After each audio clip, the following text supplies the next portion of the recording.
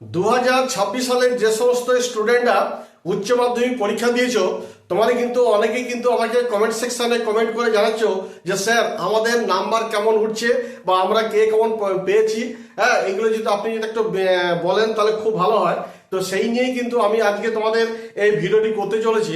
সুতরাং যে সমস্ত স্টুডেন্টরা আমার এই চ্যানেলটি দেখছো, তোমরা কিন্তু অবশ্যই কিন্তু সাবস্ক্রাইব করে দিও এবং পাশে থাকা বেল আইকনটিকে প্রেস করতে একেবারে ভুলো না।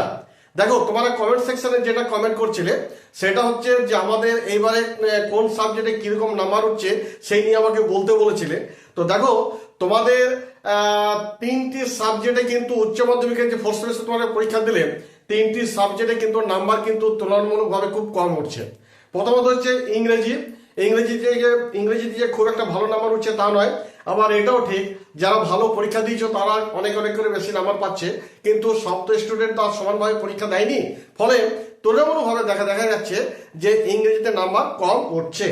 আরো দুটো সাবজেক্টে কম নাম্বার উঠেছে, সেটা হচ্ছে অঙ্ক অর্থাৎ ম্যাথ। এই ম্যাথেও কিন্তু দেখতে পাচ্ছি কম নাম্বার উঠছে। আর একটা সাবজেক্ট আছে তোমাদের ফিজিক্সে কিন্তু কম নাম্বার উঠছে। আর বাকি যে সাবজেক্টগুলো রয়েছে, হ্যাঁ, আর্টসের গ্রুপে আর্টসের ক্ষেত্রে যেগুলো রয়েছে তোমার ধরে নাও ইতিহাস, ভূগোল, হ্যাঁ, এই যে সাবজেক্টগুলো রয়েছে, বাংলা তো কম্পালসারি সাবজেক্ট, হ্যাঁ, এই সাবজেক্টগুলো মোটামুটি সব ঠিক করছে। বা ওইদিকে লাইফ সায়েন্স বলো বা আরো যে সমস্ত অ্যাকাউন্টেন্সি বলো, হ্যাঁ, বিভিন্ন এইচএসে তো অনেক সাবজেক্ট, সব সাবজেক্ট বলা যায় না। তবে মোটামুটি আমি তোমাদের যেটা বললাম যে ফোর্থ সেমিস্টার তোমরা যে পরীক্ষাটা দিলে তার মধ্যে ইংরাজি, ফিজিক্স এবং ম্যাথ এই 3টে সাবজেক্টের নাম্বার কিন্তু তুলনামূলকভাবে কম উঠছে। তবে নাম্বার যতই কম উঠুক না কেন চিন্তার কোনো কারণ নেই। তার কারণ হচ্ছে যে সমস্ত সাবজেক্টগুলি ধরো তোমাদের 40 নাম্বার পরীক্ষা হয়েছে, তার 30% নাম্বার তুলতে হবে। মোটামুটি 12 নাম্বার তুলেই তোমার পাস করে যাবে। আবার যে সমস্ত সাবজেক্টগুলো 35-এর মধ্যে পরীক্ষা হয়েছে সেগুলো ধরো 10.5, একটা রাউন্ড ফিগারে যদি বলা যায় তাহলে 11 নাম্বার তুলে কিন্তু তোমার পাস করে যাবে।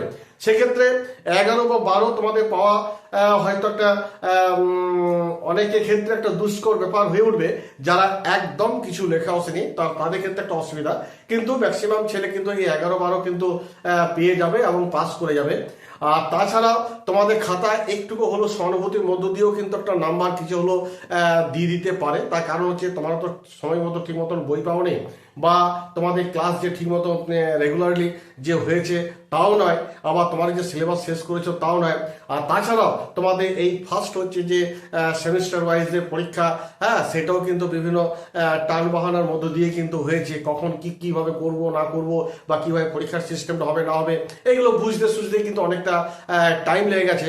অতএব সব দিক দিয়ে বিচার বিবেচনা করে কিন্তু তোমাদের যারা খুব কম নাম্বার পেয়ে যাবে তাদেরকে হলো কিছু 2-1 নাম্বার করে দিয়ে কিন্তু সেখানে দেখা যেতে পারে যে 12তে যে সাবজেক্টগুলো পাস বা 11তে যে সাবজেক্টগুলো পাস সেখানে কিন্তু তোমরা কিন্তু অনায়াসে পেয়ে যাবে। এটা কিন্তু আমার ব্যক্তিগত ধারণা। যাই হোক, চিন্তা কোনো কারণ নেই, আশা করি আমি যেটা বলছি এটাই হবে।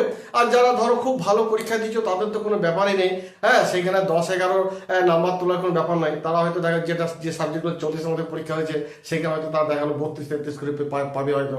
আবার যে সাবজেক্টগুলো হয়তো 35 মধ্যে পরীক্ষা হয়েছে সেখানেও হয়তো দেখা গেলো 29, 30, 31 করে হয়তো নাম্বার পাবে। অতএব ভালো স্টুডেন্টের ক্ষেত্রে কোনো চিন্তা নেই, কিন্তু যারা খুব মানে সাদা খাতা জমা দিয়ে এসছো বা 2-1টা কোশ্চেন লিখে এসছো মুষ্টিমেয়, তারা হয়তো একটু অসুবিধা হলেও পড়ে যেতে পারো। তবে সহানুভূতির মধ্য দিয়ে যে খাতাটা দেখা হচ্ছে বা তোমাদের যে আরো 2-1টা আমাকে যে দেওয়া হবে সেদিক থেকে আমার দৃঢ় বিশ্বাস তোমাদের সেক্ষেত্রে তোমাদেরকে ওই 2-3 নাম্বার দিয়ে কিন্তু তোমাদের পাস করে দেওয়ার একটা চেষ্টা চলবে। এই বলে আপাতত ভিডিওটি এখানে শেষ করছি। যদি আমার ভিডিওটি একটুকু হলেও যদি ভালো লেগে থাকে অবশ্যই কিন্তু লাইক করে দিও।